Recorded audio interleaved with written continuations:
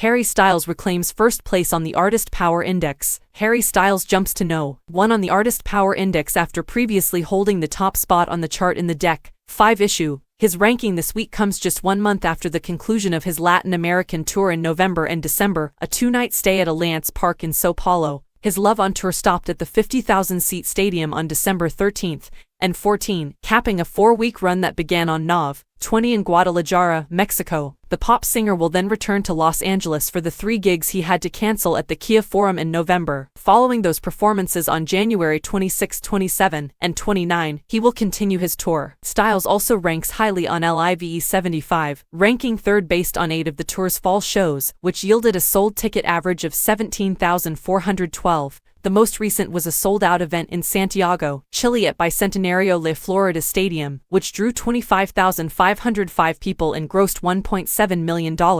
Elton John tops the Live 75 chart with an 8-show ticket average of 42,491 from locations on his Farewell Yellow Brick Road tour's last North American leg. He is the chart's heavy hitter with the highest average among this week's 75 ranked headliners, with an average gross of $7.5 million per event. He also makes his debut as a hot shot artist, ranking first among those who entered the chart for the first time in the previous month. Other than Sir Elton, 6 other musicians appear on Live 75 in this edition, with Grupo Firme ranking highest at No. 5. During the home stretch of 2022, the Mexican band earns a chart position based on ticket sales at 10 venues in U.S. cities, averaging 12,454 sold sets each show. The only stadium was San Antonio's Alamodome, which sold 29,821 tickets for its performance, while the best-attended arena was Climate Pledge Arena in Seattle, which drew 14,199 people. Following the Tijuana, Mexico, natives are Dave Matthews Band, Mark Anthony, and ATEZ, all of which make their Live 75 debuts with several North American concerts. Keith Urban joins them at No. 9 with sales from 2 arenas in the United States and 2 in Australia, and Adam Sandler debuts at No. 10 after 4 recent gigs in the United States. Arctic Monkeys had the highest debut on the Artist Power Index, ranking No. 29 based on the band's headlining concerts in 3 Australian locations. Frontier Touring promoted the concerts, which took place in January at outdoor sites in Melbourne, Brisbane, and Sydney, with Midlife providing support.